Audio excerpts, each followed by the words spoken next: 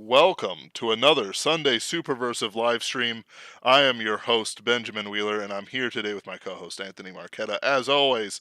And more importantly, Richard Fox, the author of the Ember War and the subject of a Kickstarter. I am linking in the description for the sequel to his highly action packed, inventive, wonderful comic book, The Ember. What was it also called? The Ember War? I Yes. think it was, yes. And now it is Ember War Book Part 2, The Ruins of Anthalas. Mr. Fox, could you take it away? Hi, everybody. Real pleasure to be here, and thank you, Ben, for that introduction. Yes, we've got a Kickstarter for the second book of the Ember War series that's going to be turned into a graphic novel called The Ruins of Anthalas. And for everyone who's thinking, well, good gravy, I didn't read the first one, good news. You can read the first graphic novel for free online over at Archaven Press, and there's a link to read that comic book within the Kickstarter, so go check that out. And if you're worried about getting the first paperback or the first novel as a hardback, both options are available to pick up as part of the Kickstarter. So you are missing nothing.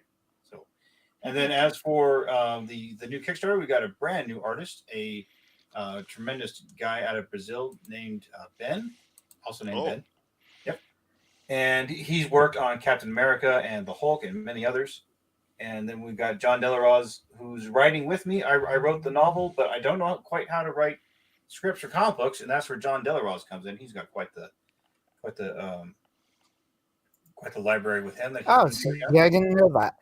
Yep, it's me and John Delaroz, and then all the fulfillment will be handled by Archaven Press. And for anyone who's worldwide who's worried that maybe they won't get their books, no, you'll get your books wherever you are, free shipping. So if you order. nice. Yep.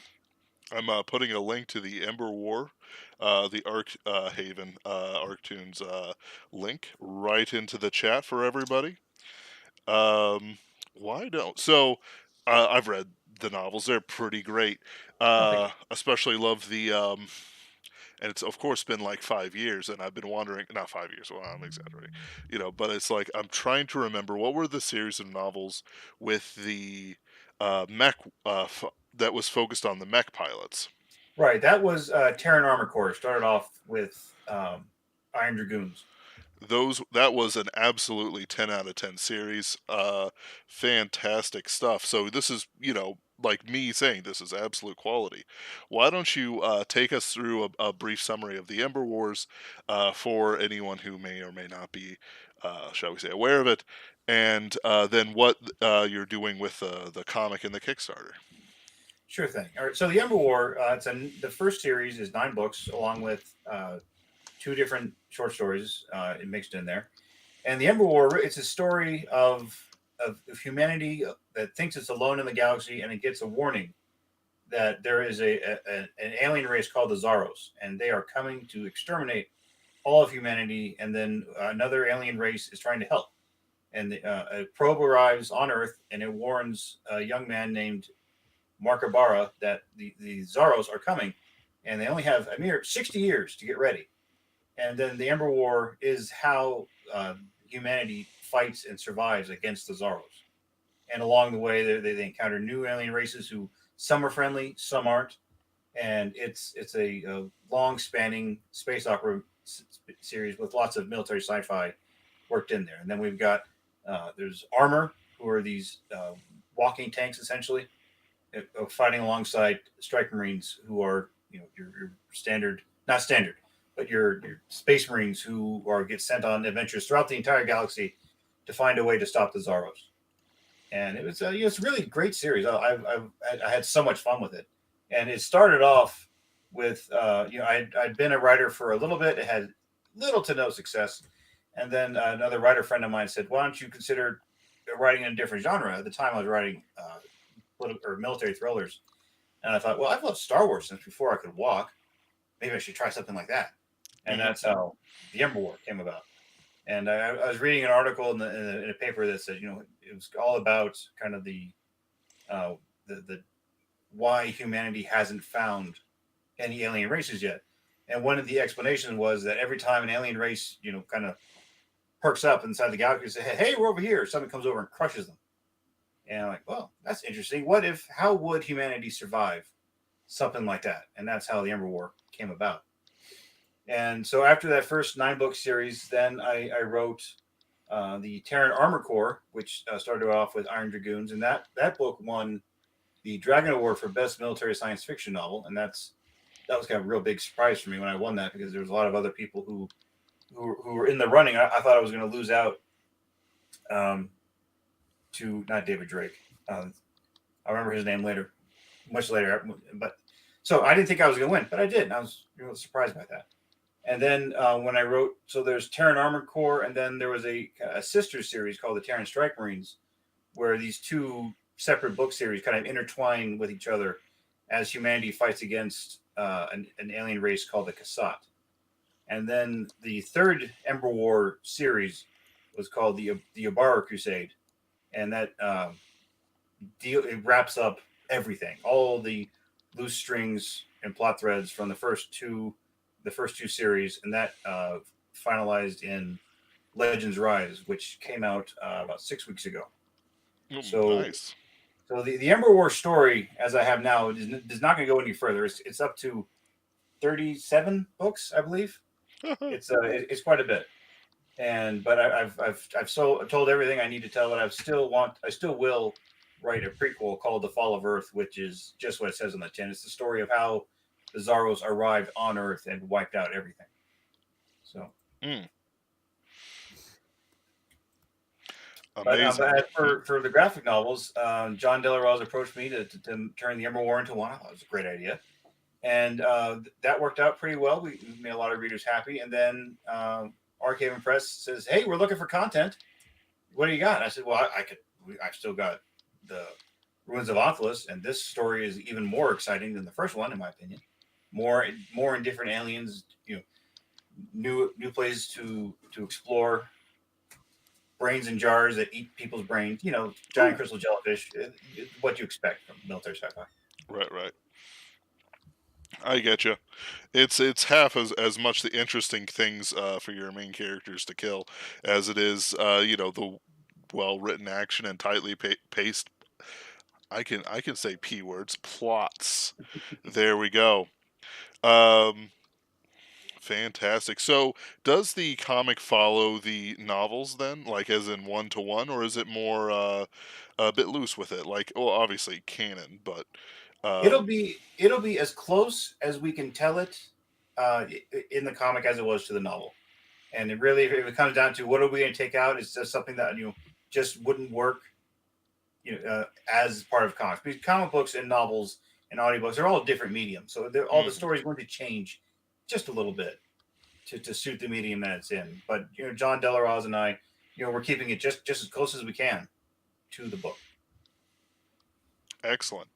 Fantastic. I know fans of the book are going to be happy with that.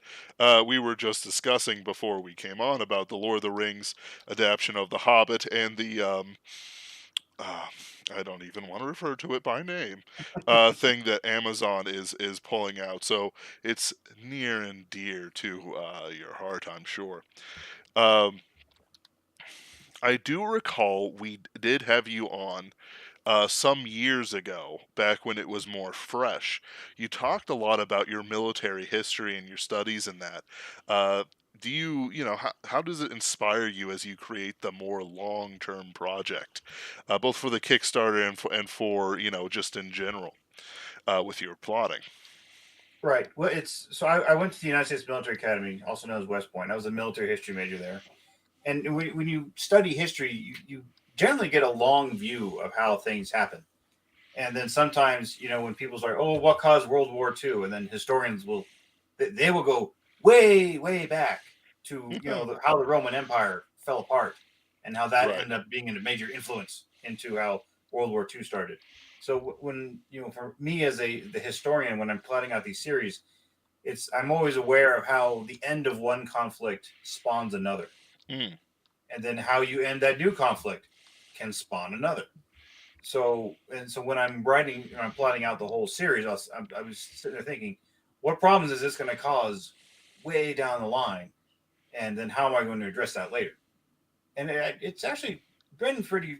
It, I've liked it a lot because it gives me the time to say, well, so in the Ember War, there was this great sacrifice that had to be made to win the war in Book 9, and Mm, how that sacrifice was made sparked the conflict that was throughout all of the second series, and then and then uh, and then how that second conflict ended opened up this whole other can of worms that became the third series. So if you look back in history, it's like, well, okay, so we won the Cold War, but in the process of doing so, we kind of the West enabled and emboldened these Taliban assholes in Afghanistan, right, and then right, that follows into 9/11, and then we go through all this whole mess of how do we defeat terrorism, and I don't think we're done yet, and I think how we ended up stopping, or we ended up not winning in Afghanistan, and what we had to do in Iraq, you know, how we ended those two conflicts is still now branching off and providing us new problems. So mm. it's so as a historian, I sit there and think, well, how's all this problem going to get resolved, and then what problems does that cause? So that's fun. It does sound fun.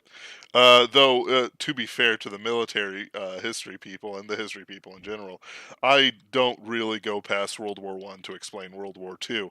Though I could, of course, make an argument that the German migrations were a bad thing, uh, as any good Romaboo can tell you, with tears streaming down their eyes as they remember Caesar. Let's see here. We got Bradford Walker in the comments. Hey, hey. Uh, so, new comic artists, uh, good views on the Archaven stuff. What are you offering in the Kickstarter for the sequel book?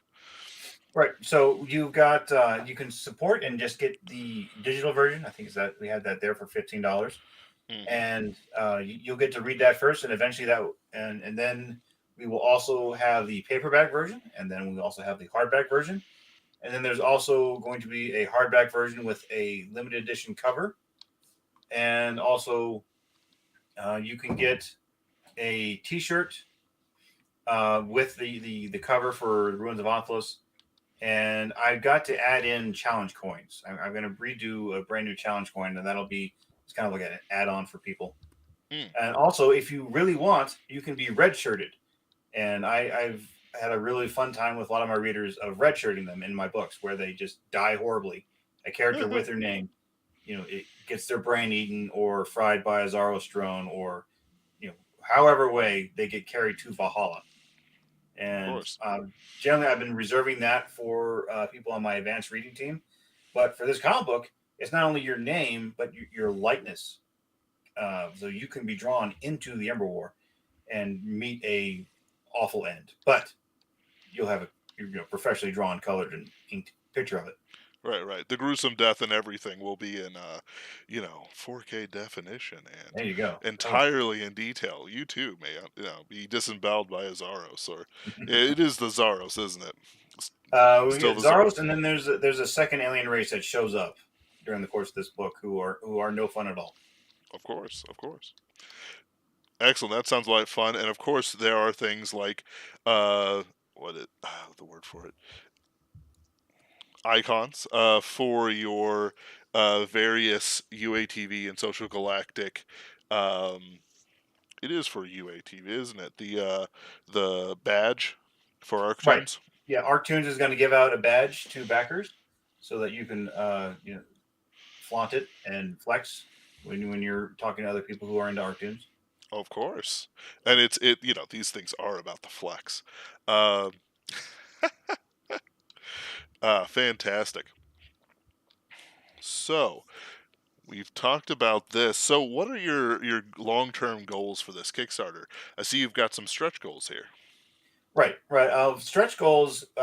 There are two short stories, Iron Hearts, and another one by the name of Vent Rats. And if we reach those stretch goals, we will have those short stories turned into comics and included in the all the versions. So if we reach the stretch goal, the comic book that people will get will be even larger with more story. and all Mm. from the same artist and everything. And so, and then also towards the end, if we get all the way to the end, I will record a pitch meeting of the Ember War, which I think will be really fun.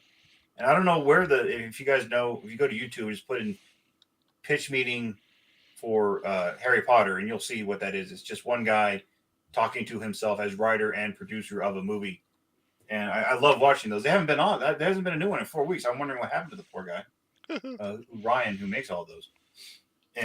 But yeah, I'll record a pitch meeting of me, pitching the Ember War to myself. That's how pitch meetings work. So. Right. That does sound like a lot of fun. Um, yeah, it does actually. It sounds like a lot of fun. I know. I like the. Is that the same guy who did the? Uh, what's the term or phrase? It's like. You know what? I can't even remember. Barely even an issue. Oh Barely no, an super easy, inconvenience. barely an inconvenience. There we go. Thank you. Yeah, that's him. Yeah. I'll use all his lines. I mean, I'll demonetize the video, but yeah, he's great. Well, sacrifices have to be made. Yeah, and for writers, every time I sit down to think about a plot, I always wonder what would happen if this during the pitch meeting. Should I be calling myself out for making it too easy right now? So it's pretty good drill to do when you're writing. It's like, am I pushing the easy button here? And if you are, you either need to find a way to make it more difficult or redo that part of the story. Absolutely agree with you. A lot of what we do for Pinkerton's Ghost often comes down to not necessarily what the easiest question is, but what makes the best sort of horror question. Mm-hmm. Not question. It's I shouldn't use the term question, but horror series of events that can really thrill the reader.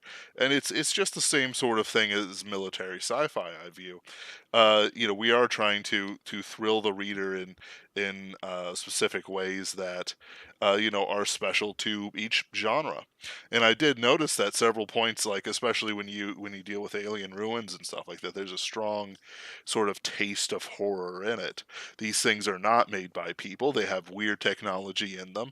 And even if we are not ants upon the proverbial fire ants upon the proverbial foot of Cthulhu as he takes out his trash on the morning, um, uh, it you know it's not ours to be there until we properly colonize it, of course. The Right. alien race is dead. It's our planet. Come on. Come on. Who's going to complain? Yeah. No. For when our strike marines get to Anthalas, they realize that there's something awful has happened on this planet in the past, and as they certainly find out more and more of what actually happened, and it's not pleasant. So. Of course. And is it set all the way on this one planet? Right. This story starts on Earth, goes to Anthalas and stays there for the most part, and then ends someplace special. I like that taste of it. That I'm interested.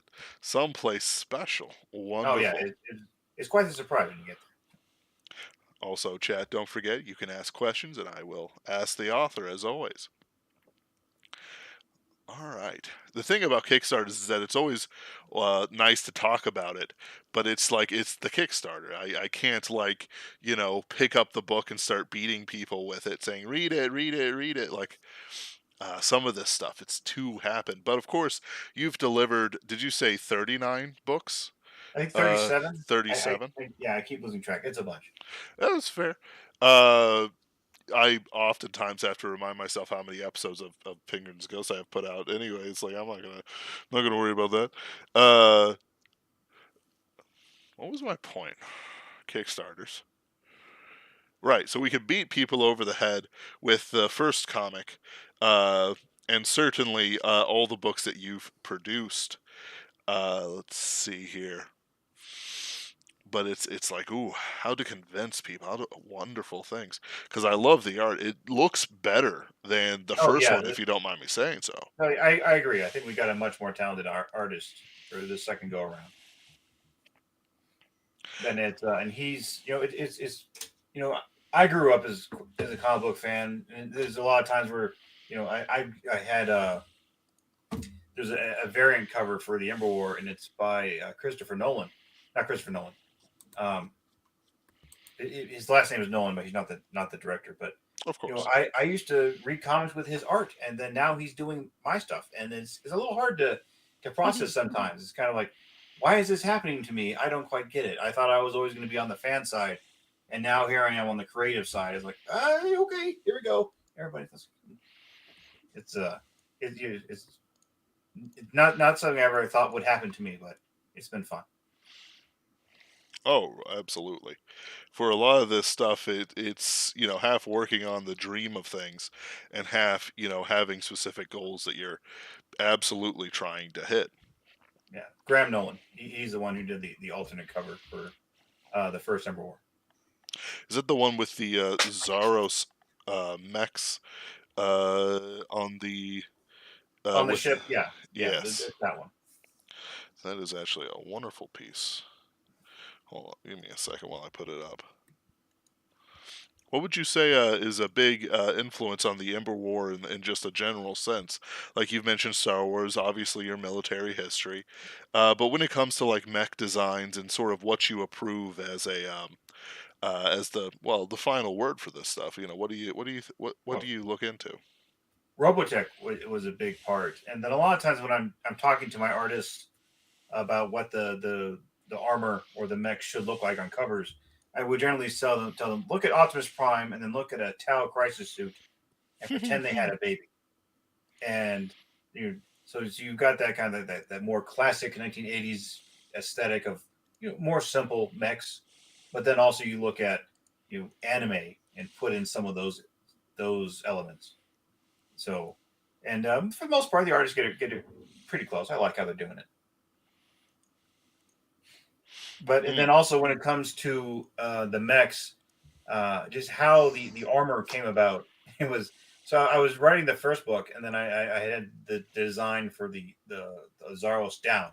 I knew this is how they work, this is how they function, this is how they're going to fight, and then I'm like, and they're going to be fighting against humans in power armor, and I realized the humans are going to get crushed. I had made my bad guys a little too powerful, and I thought, well, how do I fight this? Well, it's bigger humans in bigger suits, and that's how armor came about. And for armor, is a I try to differentiate myself from everything else that's out there. So instead of having a real pilot who's in there with controls and everything, instead of that, for armor within the Ember War, you have the soldier inside the suit is plugged in to the suit through a kind of a neural plug in the back of his head. So when that soldier is inside the suit, he is essentially the armor. So moving around is just as simple as moving around as he is outside of the suit. And I don't. I'm sure someone else has also done that during the course of all of fiction, but just how that armor works is different, and I really liked how that worked out. So the armor, there's a lot of problems because not everyone can just jump into the suit and do anything. There's a lot of trial and error and training that has to go into it. And then Elias, who is one of the more favorite characters throughout all of the Ember War, at the end of the book one, he gets injured while in the suit and then ends up never being able to leave again. And just how he ends up dealing with that was a kind of a long running subplot throughout the entire Ember War. Oh yeah, I like I said earlier in the stream. The armor was certainly my absolute favorite part of the whole series. It's great.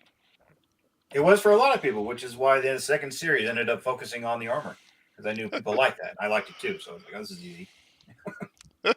Right, the fans want this. Let's give it to them. Oh yeah, I like it too. Okay, fine. Yeah. Yeah. I must admit, what a mindset. What a strange times we live in. So let's see here. Hmm.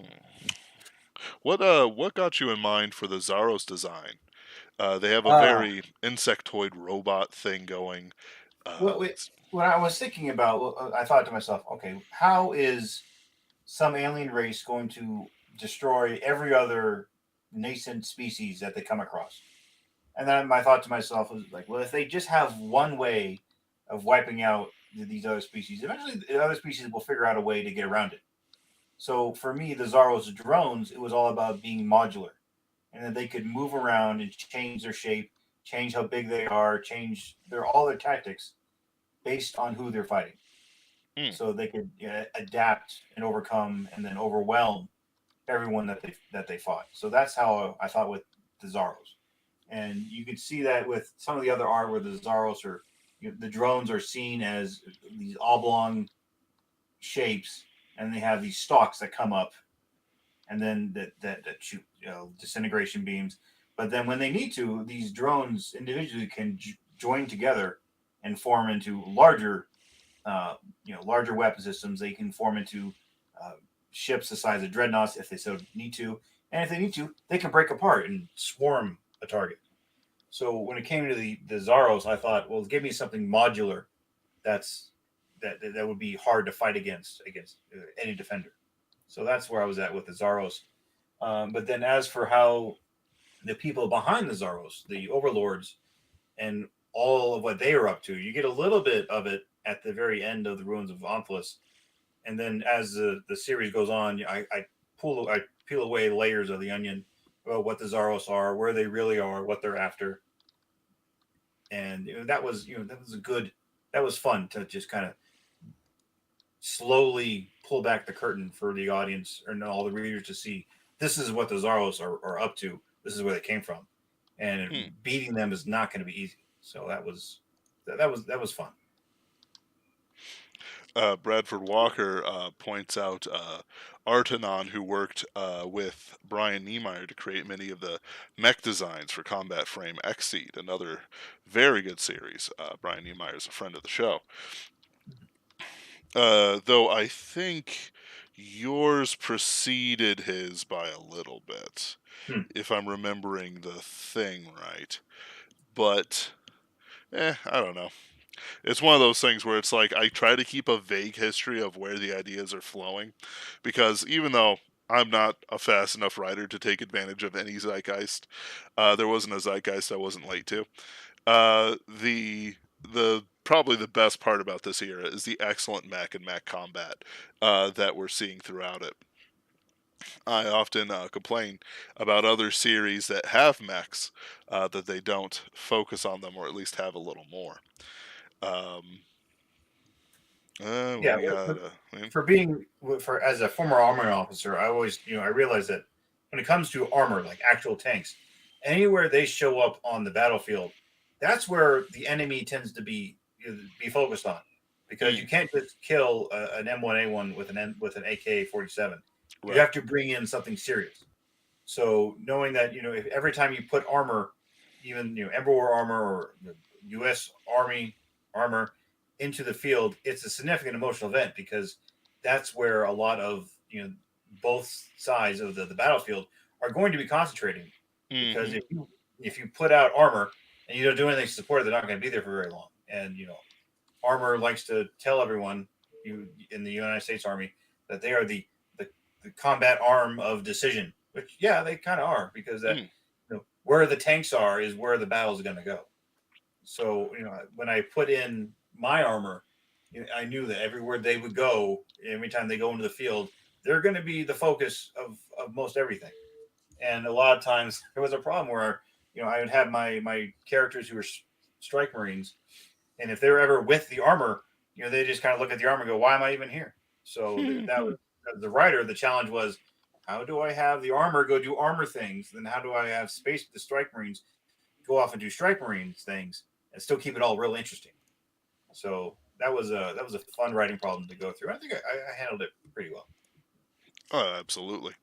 And there's, how do I want to put it? It's like there's always that meme of some tone deaf politician going, well, we have tanks and bombs and nukes, and, you can't do this or that. And it's like, Welcome to the sure. rice fields. Yeah. Right, exactly. It's like, and I'm not even saying like this from like an armchair journal sense. If anything goes down, I'm probably dead. Maybe I'll last a month, I freely admit that I'm not going to be a survivor in any sort of situation. But it's like, no, whole books are written. We lost Afghanistan, for a reason, and it wasn't because we had too little military tech in the area, according to some. reports of them like dancing on some of that weird stuff. But it's part if I bring up anything, but it's like it's not just the mechs, it's the men, Right. it's the bodies on the ground, willing to go into the breach.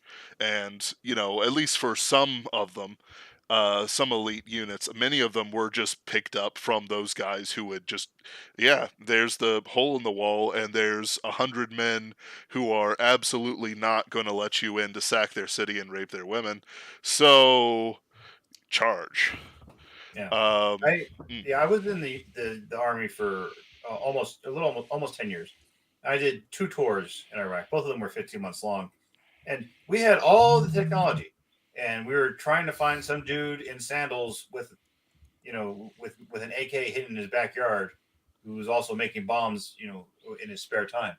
And it's amazing how hard it can be to find people who just look like everyone else. yep. And all that technology came in useful sometimes. I mean, the way generally the rule within the military is when you're fighting an insurgency, destroying an insurgent is easy.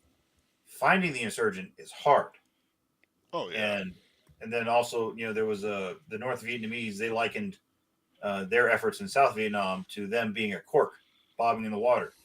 The U.S. could come along and hit the cork with whatever they wanted, big sledgehammer, drop a bomb on it. You can knock the cork down, but the cork would always bubble back up to the top. Mm. And that's one way to realize how sometimes your technology isn't going to win the war for you. Now compare that to the drive from Kuwait to Baghdad, where we were fighting, the Iraqis on almost like terms, and the Iraqis didn't last long because we've been ready to fight that war for the last since '92. So Before that, I'd even say, since didn't most they get most of their stuff from Russia, yeah, the Soviet Union, but yeah, um, I kind of view it at like, even though I'm not I was a history major, but I'm not a historian, but I kind of view it as like the war everyone wanted during the Cold War who didn't understand what was actually going on. hmm Russian tanks, American tanks, and America winning. Um, that's neither here nor there. Uh,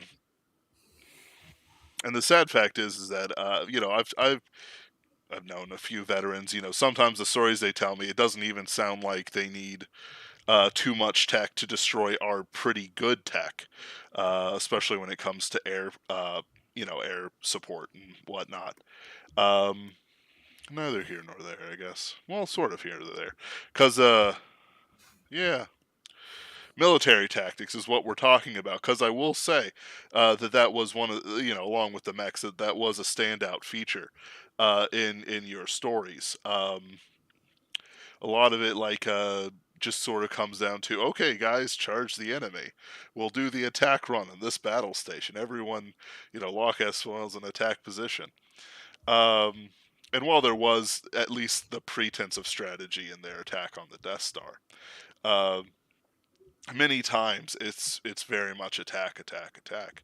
What hmm sort of things do you think about and take inspiration to make sure you have a very varied battle plan that's satisfying? Well, it's a little bit like Sun Tzu. He said, "Know your enemy and know yourself, and 10,000 battles you will never know defeat.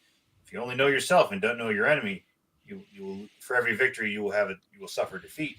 And if you know neither yourself nor the enemy, you will never win." So Mm, when I was writing the Ember War, I thought, okay, I knew the tech and the strategy and the capabilities of both sides, of what the humans are doing, and then what the Zaros have, and later on other bad guys. So knowing what the Strike Queens had and knowing the tools they had to beat the Zaros, that certainly helped. And then also it's you kind of figure this out during the course of reading the Ember War, is that the 60 years that Mark Ibarra had to get humanity ready, he used that. He slowly manipulated all the Earth governments to having militaries and equipment that could beat the Zaros. So he engineered conflicts along the way so that all the forces would be armed with Gauss weapons, which could destroy a Zaros drone. mm, And also, he had built up a supply of silver bullets that weren't used until after the Zaros had taken over Earth. So I kind of cheated a little bit. Instead of having my plucky defenders armed with M16s and frag grenades against a almost undestructible Zaros drone. Instead, they were already armed with weapons that could destroy the Zaros, and it had a plot reason for it. Mm. So it was good that it worked out, because otherwise, if you have the Federation meets the Borg, they shoot them twice with the phases, and the Borg and then the Borg adapt. Versus so instead of having that problem and they're trying to solve it during right there, the problem was kind of solved already for my heroes. Right. But then also, and when it comes down to writing something interesting, it's you know I always try to not redo battles. Where it's just like I had one battle that was on the beaches of Hawaii, and then I have other battles on space stations, and I have other battles deep inside a Zaros ship. So I was always trying to, you don't just give your readers, the same battle over and over again, because after a while they're like, yeah, I've seen this one. I'm Mm-hmm. skipping ahead. And if you have your reader skipping ahead, you've not done your job as a writer. But Right. the good news for me is that as a military history major, I'm well aware of a whole bunch of different sort of places where battles have taken place, and how I'm able to try to bring those in. And it's like the Winter War between the Finns and the Soviets at the end in the 1930s. That whole aspect of fighting in a really cold place with a couple of really good snipers worked its way into a book called Rage of Winter. And so that was just being able to go look at history and go, oh, okay, here's how this conflict played out. How can I take that and put that into military science fiction, and then you know make it more military sci-fi? It was Asimov, I think it was Asimov who said, you can put a sci-fi mask over any story. Mm. And I find that to be true. So a lot of times when I would come down to, okay, trying to write a new book, trying to do something new and different, Richard, you can't do the same thing over again.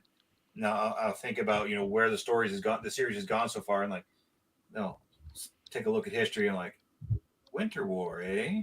Ah. The Swedish defense of Carl of Emperor not Gustav of Charles the Great in Moldova, eh? And then also I listened to a lot of Sabaton, and so sometimes I'll listen to Sabaton like, oh hey, maybe I can work. Can I work the Bismarck into this series? Yes, I can. So, and Mm. it's always fun to do that. I actually got to meet Sabaton a couple years ago, and that was really fun. Nice. Nice. We do have some comments. Good evening from Carl. Uh, Bradford, he says he likes BattleTech and MechWarrior. Is that, well, they're the same thing. Is that any inspiration to you? BattleTech and MechWarrior are a scale above, and I kept my armor a little smaller. Gotcha. BattleTech MechWarrior, you've got your many tens of meters high war suits, and that I thought wouldn't work against the Zaros, because it would just be a really big target for the Zaros to come along and destroy. So I stayed away from that side. But I am familiar with MechWarrior and BattleTech. I do like those a lot, but that didn't come as much into for armor in the Ember War. It's fair. And it is kind of a bit of a different style, since you do truly use your armor as, in the not, I wouldn't call them support per se, but like, they're all part of the grant. There's a word I want. Combined arms, I think. Thank you, sir. Yeah. Um, let's see here. Then Bradford Walker banishes the bot spammer and says, every time I hear that talk, as in people saying, oh, well, we got this, you can't rebel, he goes, laughs in Vietnamese, Pashtun in English. There's this great meme where it's these cats, and they're all like, like kind of photo manipulated to be screaming or crying or something. And it's like when the trees speak Vietnamese. Oh yeah, yeah. Uh, yeah, and the last one always gets me when your mechanic speaks Irish. Uh, let's see here. Bradford Walker approves of Sabaton. As do we all in these circles. Yeah, great band. Hmm. So you mentioned, I'm sure you're putting your efforts into this, but what other projects are you considering on the horizon that your fans could know about? Well, I tell you, when it comes to comic books, the goal, the idea, or what I want all Ember War books to be made into graphic novel. I think they'd be great comics. Absolutely. So, so the more support and that I get on this project, the more likely it'll be that we'll get books, Blood of Heroes, and all the other books. And I tell you, Blood of Heroes is the third book in the Ember War series, and it's my absolute favorite. And I would love to see that one also made into a graphic novel. And there's also just one scene in particular of the Crucible way down in book 8 that I'm not going to just tell John Del Rose, stand aside. I'm going to tell you exactly what the artist needs to draw right here, and then so I'll turn that scene into prints everywhere. But other projects, oh boy, I'm finishing up the Albion Lost or the Exile Fleet series, Hmm. and I just came out. I just put out book 5 there. Book 6 will wrap up everything, and I'm working on that one right now.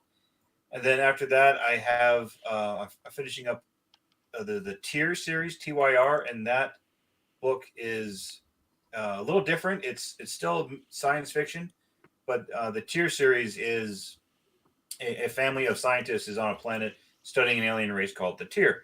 And then, as they're about to cycle back to human space, they find out that their employers, a big corporation, isn't sending a replacement science team, but an invasion force to wipe out the species that they've been studying.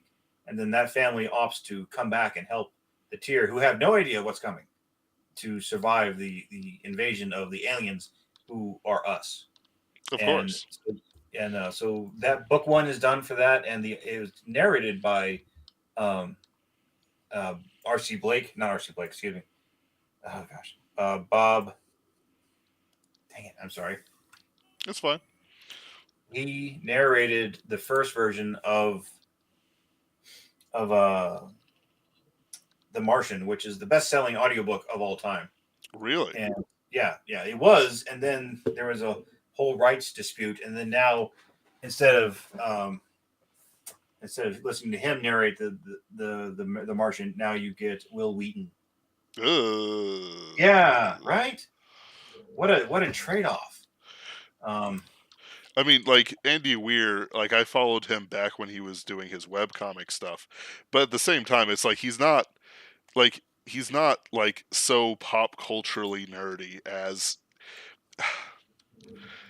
like I read The Martian. It's pretty good. It's yeah, probably, but it's disappointing to hear that. Is what I'm trying to yeah. say. It's R.C. Bray. He's probably one of the best narrators in the whole world, Oh and yeah.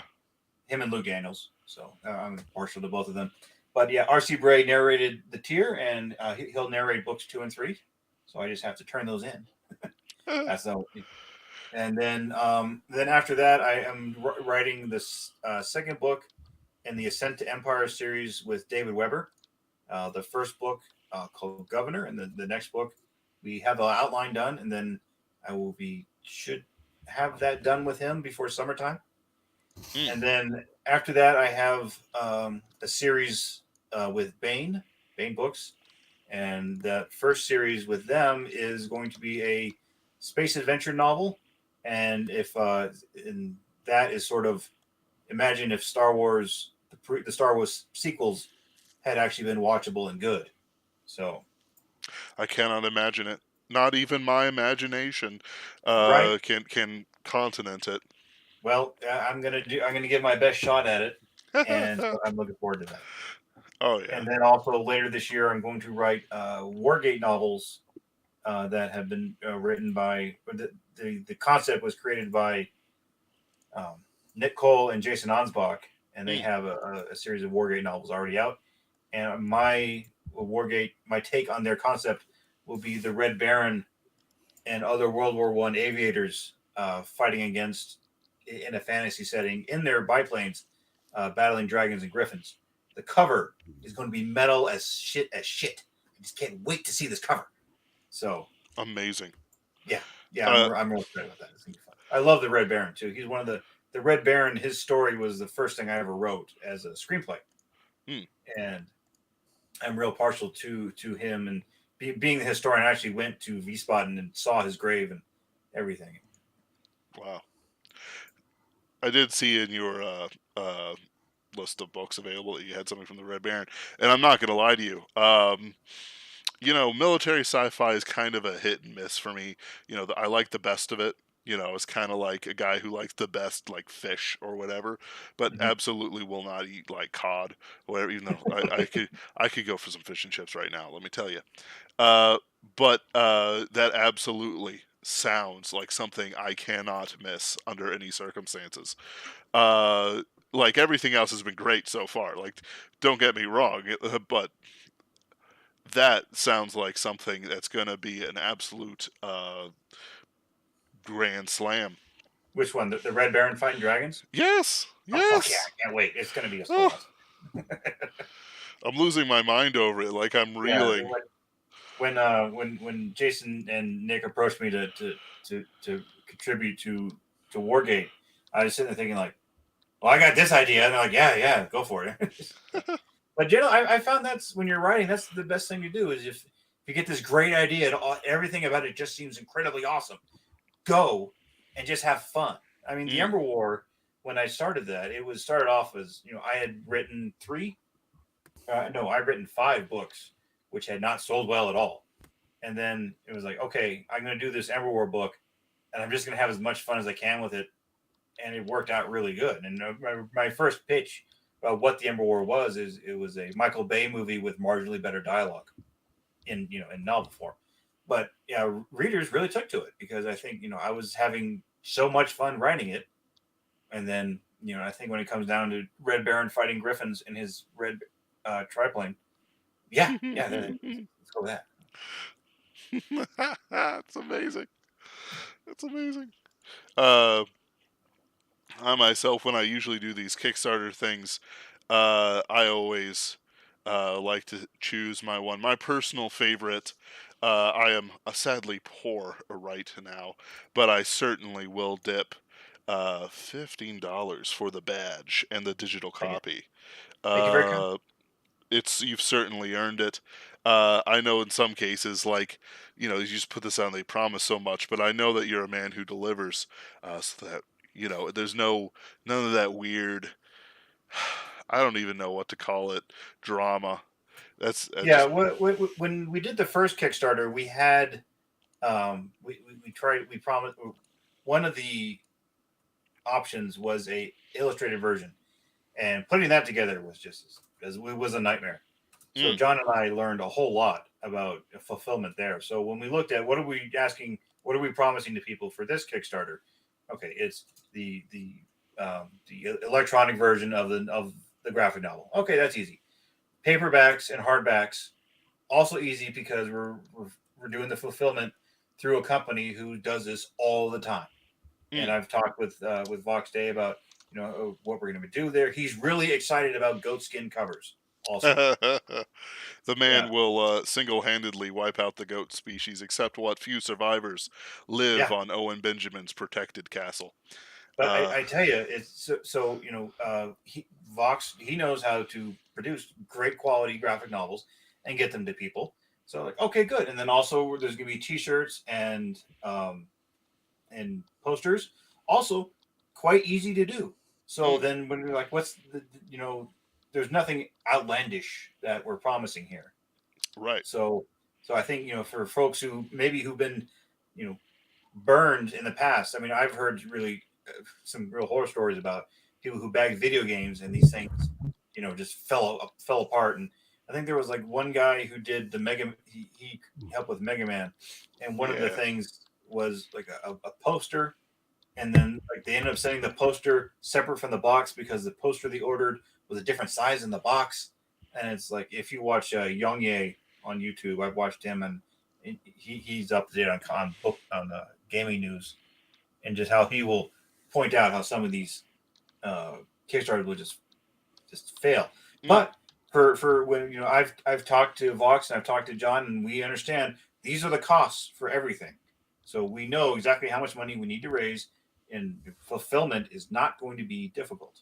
It's Right. just, one, raise funds to finance the artwork and the colors and the inks. Don't call it tracing; they'll get mad. But all the inks. So this project honestly is going to be a lot easier than the first one. And then also, once this is done, and if this is a success, we'll plow right into book 3. Mm, And then it's just, I love having the Ember War made into comics. I think a lot of people really like reading the comics. So the more we have out there, I think the more everyone will be happy and fulfilled. So that's the name of the game. I really like having happy readers, because happy readers, it's good to know that with all the stuff going around, where I can put out an audiobook and put out a book, and people are like, "Yay! I've got a reprieve from my life," while I listen to Richard talk to me about Space War, or rather, Luke Daniels, narrates my story about Space War. So of course. knowing that people can get something that they really like and they're happy with, that makes me happy. Oh yeah, and that's yeah, you're absolutely right. Is my internet? No, everything's fine. Okay, good. Whew. Uh, sounds like you've got a plan. You're talking to people who do produce. Uh, and I know that I've been trying to talk about making my own Pinkerton's Ghost comic, and it sounds like I might have way more to learn than I was expecting. But at the very least, I can tread on ground that other people have tread on before. I Yeah, think. it certainly does help to have somebody to to have a bunch of professionals, and then me just say, no, take not hairy arms, and then this he needs to be taller. And so it's good to have professionals, and then when you have a product that's already done, like Ruins of Anthalas has been out there, for quite a while. I know the story's good, Mm, so it's good to be able to walk and if you have how to put this, it's imagine trying to put something together from IKEA with instructions and without instructions. So right.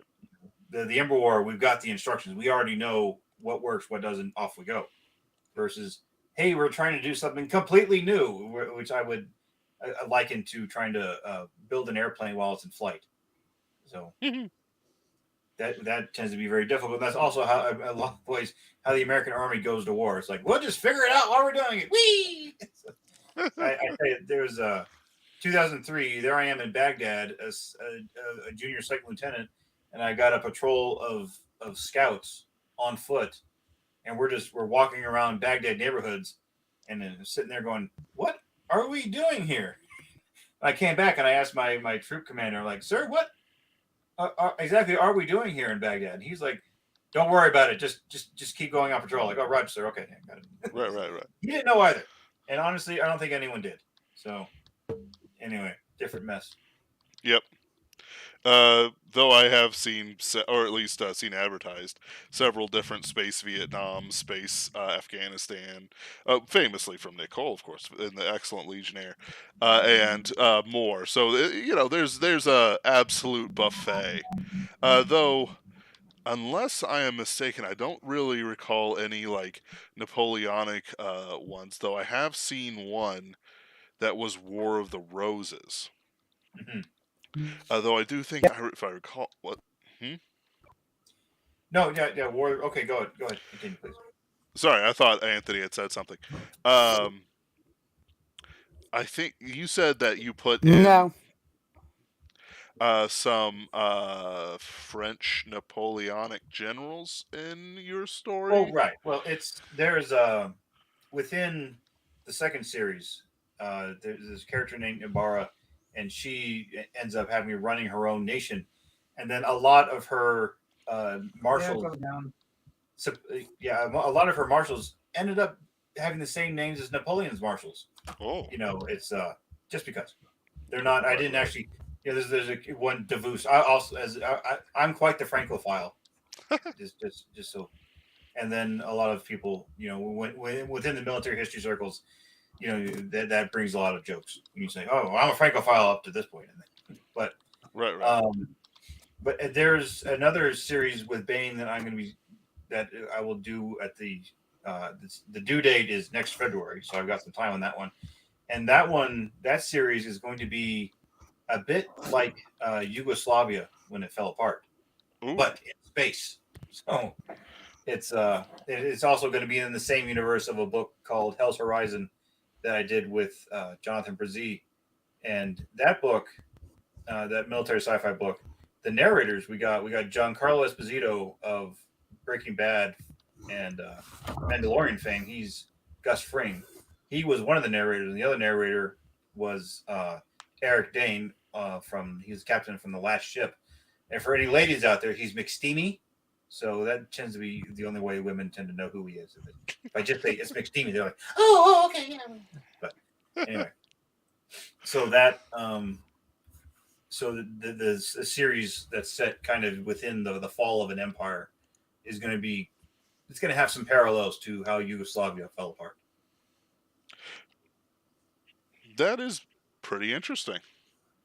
Yeah, that'll be out next. Well, it gets turned in next February. I'm not sure when it'll actually get published. Well, But that will have giant mechs in it because why yeah. not? Authors say they want to do something, but in reality, it's whenever the publishing decides that it's time to do it. Yeah, I understand entirely what you're talking about.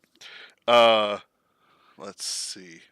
That it does sound interesting as well. I live in St. Louis, which is famous for being the second or third largest Bosnian city in the world. Yeah. I didn't know. Right. Is it actually? Yes. They. Yeah. It's fun. So That's bizarre. they have opinions about Yugoslavia. Uh, I have heard it both that Tito, its dictator, was both praised and condemned in the same breath. Uh, it's pretty wild. Yeah, Tito, Fantastic. the man. Always the thing I liked about not liked, but Right. is one. There's a story about him where he caught an assassin sent by Stalin. And he wrote a letter to Stalin and said, "I have captured a third assassin sent by you. If I capture another, I will send one to Moscow, and I won't have to send another." And then after that, Stalin's like, "Okay, okay, fine." And I'm like, "All right, that's okay."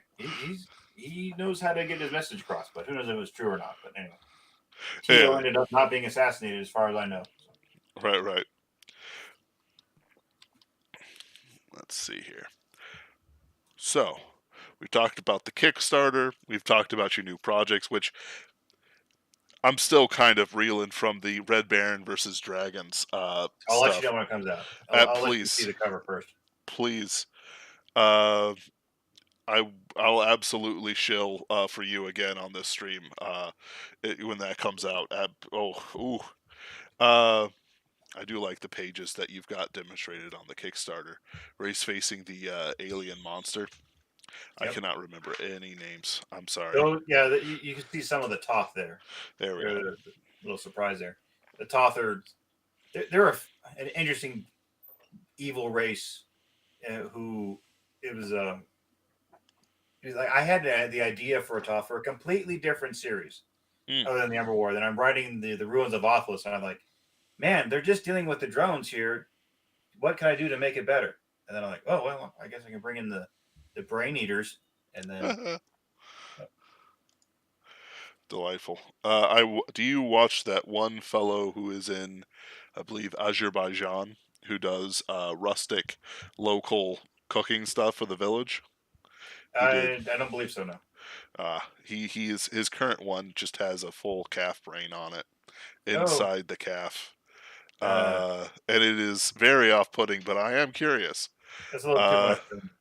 There was a couple times in Iraq where we would go and be met by a sheikh, and in Arabic and Iraqi cultures, that means they put on a big lunch for you. of And course. it got to the point where I'd been to so many that I was sitting there taking notes, listening to my commander talk, and I hear in the distance. I'm like, oh, lunch. Because they serve it really fresh. Of Really course. fresh. You Yeah. you might have petted on your way in, like who knows? Could have. Yeah. It absolutely could have. Yeah. Let's see. Well, do you have anything for us as we finish off the hour? Yeah, I tell you, for anyone who's looking at backing the ruins of Anthalas, I just want you to know that you're not going to miss anything because the first book is ready for you, and you can pick up the first book and have that delivered as part of the second book. Mm-hmm. So please back the project, and the more support we get, the more Everwar books will come out. And these are really quality comics from artists who love what they do, from writers who love the story and aren't there trying to send out any sort of message. This is comics for people who like comic books. So please, if anyone who can back the project, you'll have my thanks. Perfect. Absolutely amazing. Let's see here. Daddy Warpig, I know you are listening in. Do click on the link I sent you so we can chat. I want to thank you, Richard, for coming in here and talking about your wonderful projects. Uh, Man, I feel like somebody is just handing me an excellent Frisco melt sandwich. You know, everything's the right kind of greasy. The cheese is excellent. The sauce is great. And then it's like, but you know, there'll be a 20-ounce ribeye called the Red Baron versus Dragons coming out. And it's like, oh. But this comic is certainly one of the best comic projects that is on the Kickstarter circuit right now. Uh, I can't wait to get my Arctoons badge personally, and I certainly can't wait to read it when it comes out. So thank you guys for listening. Sorry, Anthony, that you didn't have much to do today, but your moral support was appreciated. That's fine. I have been running shows without you more often lately, so having a break week a bit not the worst thing in the world. It's happening again next week. And I will be again next week. Hello, Vanilla In Savacquez. fact, next week. Mm-hmm. Yeah, in fact, next week we actually have our guest already. It'll be Caroline again to rant about Marvel. Excellent. All right, guys. Thank you, and have a good one. Thank you. Take care. Hold on, Richard. Stay safe. Stay here. Stay. All right. Mr. Warpig, hello. Hello.